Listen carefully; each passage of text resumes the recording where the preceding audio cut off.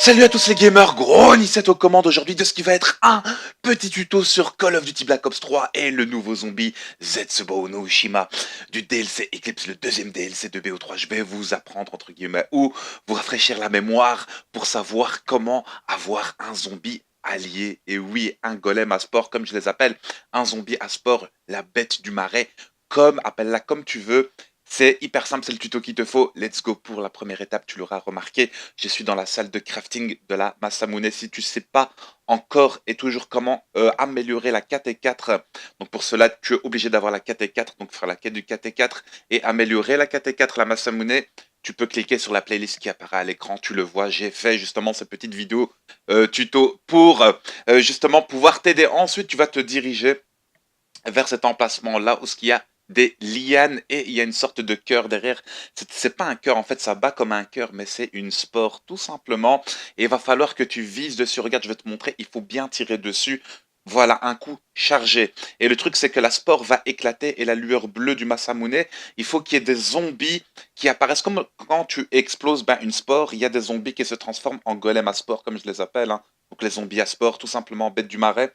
Et là, tu vas voir que effectivement, il n'y avait pas de zombies quand je l'ai fait, mais la spore, elle, respawn toutes les deux manches ou toutes les trois manches, toutes les deux manches, je pense. Donc, tu donnes un coup dans la spore avec le Masamune, ou pas forcément avec le Masamune, excusez-moi, mais et voilà. Et tu vas voir certains zombies qui auront une aura bleue, bleuâtre autour. Et là, tu vas voir que effectivement, j'ai réussi à créer mon fameux bête du marais allié. Et je trouve que c'est trop stylé. C'est à la fois drôle de voir un zombie qui te suit et qui est sous tes ordres, qui est justement voilà. Et ça le pouvoir de cette fameuse Masamune. Donc, ok, on fait des quêtes qui prennent du temps à réaliser et tout, mais au final, il y a quelque chose d'avantageux, clairement. Et donc là, je vais vous montrer également, donc je l'ai encore fait à la manche 28, je pense que je l'avais fait manche 25 ou 26, puis manche 28, tu vas voir que c'est en plein début de manche, hein. Et là, j'augmente mes possibilités d'avoir justement des zombies alliés. Malheureusement, il y en a tout le temps un qui devient allié. Je pense pas que tu peux te faire une armée de zombies qui te défendent comme ça. Je pense qu'en même temps, ce serait un peu trop facile. Et là, en l'occurrence, tu vas voir qu'effectivement, il était encore là, hein, que je suis passé à côté.